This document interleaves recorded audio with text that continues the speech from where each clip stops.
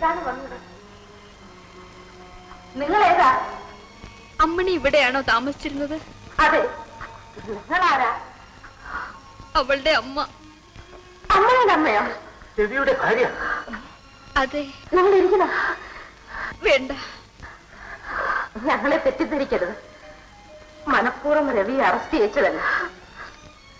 എന്റെ കുഞ്ഞുങ്ങൾ ഇവിടെ എങ്ങാനും വന്നോ? ഇല്ലല്ലോ. അവരിപ്പോ വീട്ടിലില്ലേ? ഇല്ല. കുഞ്ഞുങ്ങൾ എന്നാണ് വീട്ടിൽ നിന്ന് പോയത്? ഒരാഴ്ചയായി. ഞാൻ പോകുന്നു. നിൽക്കണം. കുഞ്ഞുങ്ങൾ എന്താണ് വീട്ടിൽ നിന്ന് പോയത്? നിങ്ങൾ തല്ലിയോ? ഇല്ല. കാണാതിറങ്ങിപ്പോയതാണോ? അല്ല. പിന്നെ ചേച്ചി കരയണ്ട. ഈ കസേരയിൽ ഇരിക്കണം. ഇരിക്കണം ചേച്ചി. ചേച്ചിയുടെ പേരെന്താണ്? ശാരദ. ശാരദ. ചേച്ചി ഇവിടെ താമസിക്കും. കുഞ്ഞുങ്ങളെ അന്വേഷിക്കാൻ ഉടനെ ആളുകളെ അയക്കാം. എവിടെ ഉണ്ടെങ്കിലും കൊണ്ടുവരും. അയ്യോ വേണ്ട, അവരെന്നെ കാണണ്ട. എന്താണ് കാര്യം? എന്നോട് പറയണം. സ്വന്തം അനുജത്തിയാണെന്ന് വിചാരിച്ചു പറഞ്ഞു. അവനെ കണ്ടാൽ അവൻ കരയും. അപ്പു, എന്റെ മോൻ കരയും. എന്താണ് എന്താ? അവരുടെ മനസ്സ് വല്ലാതെ പതറിയിരിക്കും. കുഞ്ഞെ, നീ ഇങ്ങോട്ടൊന്ന് നോക്ക്. നിന്റെ ഭർത്താവിനെ പിടിച്ചു കൊടുത്തത് ഞാനാ. എന്നെനിക്ക് വല്ലാത്ത വേദന. നിന്റെ കൈ ഒന്നിങ്ങോട്ട് നീട്ട്. നിന്റെ കൈ ഒന്നിങ്ങോട്ട് നീട്ട്. ഇത് നീ കൈ. എന്താണത്? 5000 രൂപയുണ്ട്. നിന്റെ ഭർത്താവിനെ ഒറ്റിക്കൊടുത്തതിന് അവരെനിക്ക് സമ്മാനിച്ചതാണ്. ഈ രൂപ ഇവിടെ ഇരിക്കുന്നിടത്തോളം എന്റെ മനസ്സാക്ഷിയുടെ വേദന മാറുകയില്ല.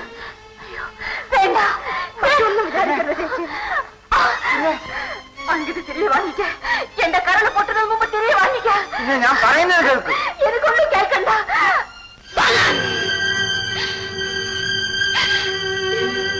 എനിക്ക് മാപ്പ് തരൂ. ഞാൻ പോകുന്നു.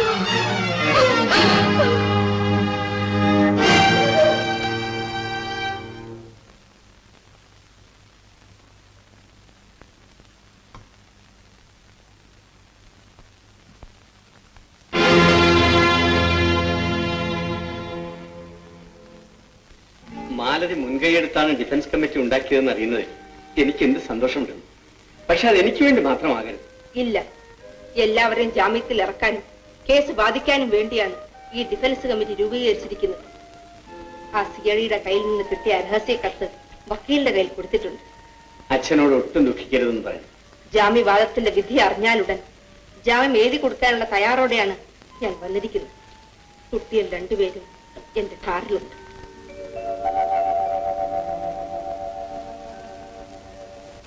പിന്നെ നമ്മൾ വേണ്ടാന്ന് വെച്ചുകളി. എത്ര വേണമെങ്കിലും എന്നെ അടിച്ചോളൂ. എനിക്ക് ഐഡിയ കെട്ടിയതായിട്ട് വേണ്ട.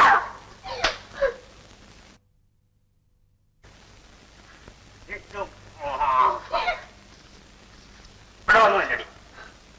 ഇവിടെ വന്നു നില്ലടി. ഹാമുക്കെ ഇവിടെ വന്നു നില്ലടി.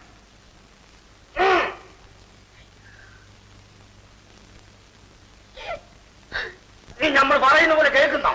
ഇല്ല പപ്പ, ഇല്ല. അയാൾ എന്നെ കെട്ടിയാൽ അന്ന് ഞാൻ മരിക്കും. അയാൾക്ക് 5-6 കെട്ടിയവന്മാരുണ്ട് പപ്പ. അയാൾക്ക് ഇനിയും കെട്ടാം.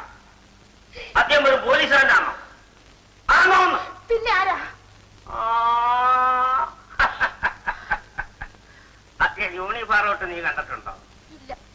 അതാ പുള്ളിക്കാരന്റെ ഒരു സാക്ഷി. എനിക്ക് കെട്ടിയവൻ വേണ്ട പപ്പ.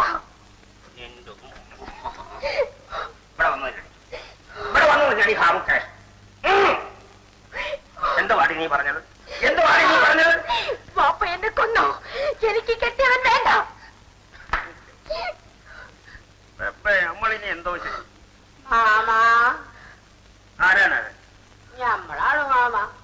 ആര്? കൊച്ചുകാശിമാ? കേറി വാ മോനെ. ഞമ്മക്ക് അങ്ങോട്ട് വരാൻ വയ്യ മാമ. നീ വിഷമിക്കണ്ട മോനെ, കേറി വാ കൊച്ചുകാശി. അടുത്ത വെള്ളിയാഴ്ച നമുക്ക് ഉയരുണ്ടെങ്കിൽ നമ്മൾ ഇവിടെ നിനക്ക് കെട്ടിച്ച്.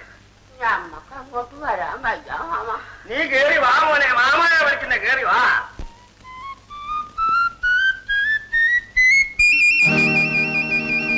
ഇങ്ങോട്ട് കേറി വാ മോനെ.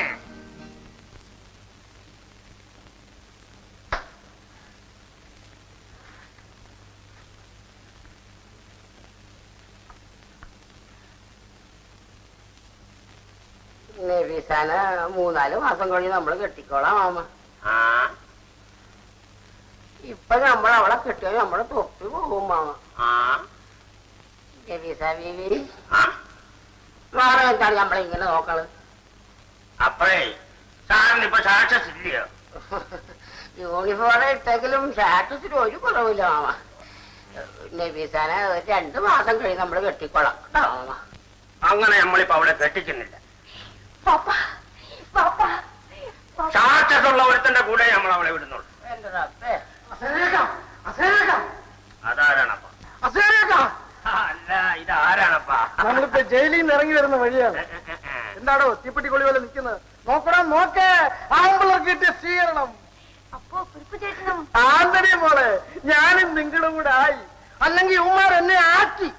ആ നബീസ, നമ്മുടെ രവിയുടെ ജാമ്യത്തിലുള്ള അപേക്ഷവാദം ഇന്ന് കേൾക്കാൻ വെച്ചിരിക്കുകയാണ്. അപ്പൊ നമ്മളും ഇതിലോട്ട് ചേർന്നെന്ന് തന്നെ ഞങ്ങൾ വിടാൻ പോകുന്നു.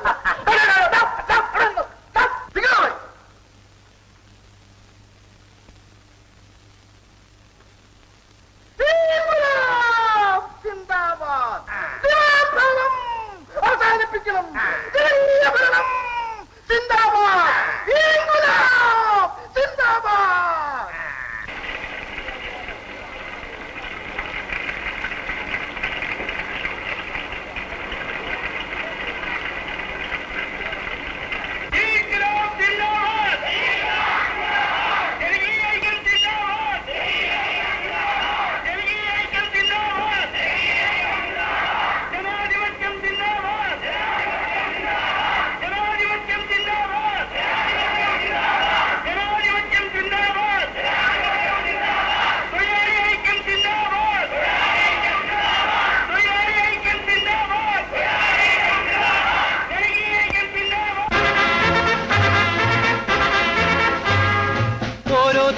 ചോരയിൽ നിന്നും 1000 പേരുയരുന്നു, 1000 പേരുയരുന്നു, ഉയരുന്നു അവർ നാടിൻ മോചന രണാങ്കണത്തിൽ പടരുന്നു, രണാങ്കണത്തിൽ പടരുന്നു.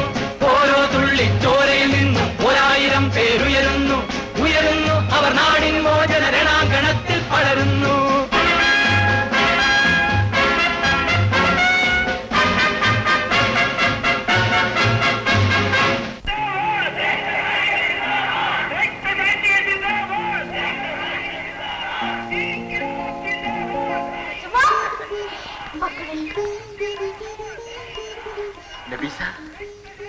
നബീസ, എന്തിനും കരുത്തുള്ള സാധാരണ മനുഷ്യർ എന്നെയും നിന്റെ മമ്മൂട്ടിയെയും ഇത് അപ്പുറത്ത് കൊണ്ടുവന്നിരിക്കുന്നു. വീണ്ടും മനോഹരയിലേക്ക് പോകാം. എന്റെ ശാരദ എവിടെ? വാ മക്കളെ, വരൂ. അയ്യോ നബീസ, എന്തു പറ്റി നബീസ? എന്തു പറ്റി? ശാരദ എന്താ മോനെ? വീട്ടിനകത്തോട്ട് ഞാൻ വരൂല, ഞാൻ വരൂല. അപ്പു എന്താ? എന്റെ അമ്മ ചീത്ത, അമ്മ ചീത്തയാ. അപ്പു അങ്ങനെ പറയരുത് മോനെ, നിന്റെ അമ്മ ഒരിക്കലും ചീത്തയാവില്ല.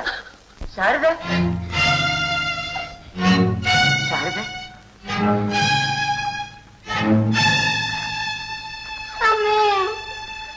മാറി. ശാരദ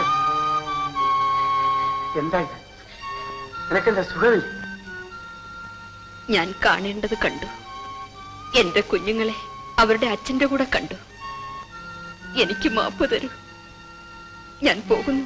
ശാരദ, ശാരദ, എന്താ ഇത്? എനിക്കൊന്നും മനസ്സിലാകുന്നില്ലല്ലോ. ശാരദ,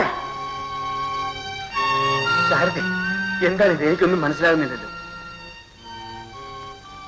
എന്റെ മോൻ പറഞ്ഞത് ശരിയാണ്, ഞാൻ ചീത്തയാണ്. അങ്ങേക്കും അങ്ങയുടെ കുഞ്ഞുങ്ങൾക്കും ഒരു കളങ്കമാണ് ഞാൻ ചീത്തയായിപ്പോയി.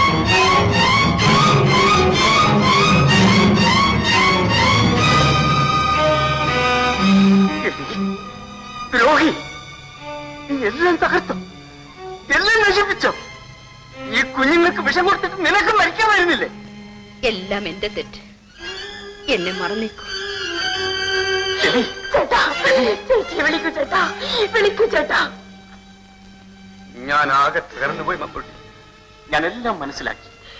രവി ഒരിക്കലും തകരരുത്. നിങ്ങളുടെ ഭാര്യ ഒരു മാലാഖയെ പോലെ പരിശുദ്ധയാണ്. ആ ശരീരം ഒരു കഴുകൻ കൊത്തി മുറിവേൽപ്പിച്ചു. പക്ഷെ ആ ഹൃദയം കളങ്കമറ്റതാണ്. ചേച്ചി എല്ലാ കഷ്ടപ്പാടുകളും സഹിച്ചു. അവരുടെ കുഞ്ഞുങ്ങളെ ദേഹോപദ്രവം ഏൽപ്പിക്കുന്നത് പോലും അവർ കണ്ടു നിൽക്കാൻ തയ്യാറായി. എനിക്ക് ആപത്ത് വരുമെന്ന് കണ്ടപ്പോ എന്നെയും കുഞ്ഞുങ്ങളെയും രക്ഷിക്കാൻ വേണ്ടി എന്റെ ചേച്ചി അവരുടെ ശരീരം ആ നീച്ചൻ അടിയരവച്ചു. അവരുടെ വലിയ മനസ്സിന്റെ മുമ്പിൽ രവി പോലും നിസ്സാരനാണ്. വിളിക്കൂ രവി. രവി, നിങ്ങളൊരു വലിയ മനുഷ്യനാണ്. ഒന്നുകൂടി വലിയവനാവും. സ്വീകരിക്കൂ. അവർ വിളിക്കൂ രവി. രവിചേട്ടാ, എന്റെ ചേച്ചി മാലാഖയെ പോലെ പരിശുദ്ധയാണ്. വിളിക്കൂ രവിചേട്ടാ, വിളിക്കൂ.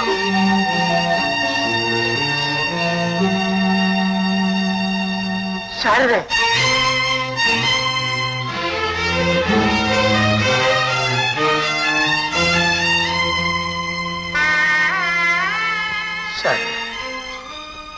നാടിനു വേണ്ടി, സ്വാതന്ത്ര്യത്തിന് വേണ്ടി നീ നിന്റെ മാംസം പോലും ചെന്നായി കിട്ടുകൊടുത്തു.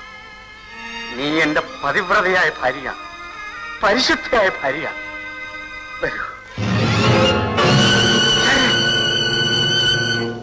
ഓരോ തുള്ളിച്ചോരയിൽ നിന്നും 1000 പേരുയരുന്നു, 1000 പേരുയരുന്നു. ഉയരുന്നു അവർ നാടിൻ മോചന രണാങ്കണത്തിൽ പടരുന്നു, രണാങ്കണത്തിൽ പടരുന്നു. ഓരോ തുള്ളിച്ചോരയിൽ നിന്നും 1000 പേരുയരുന്നു.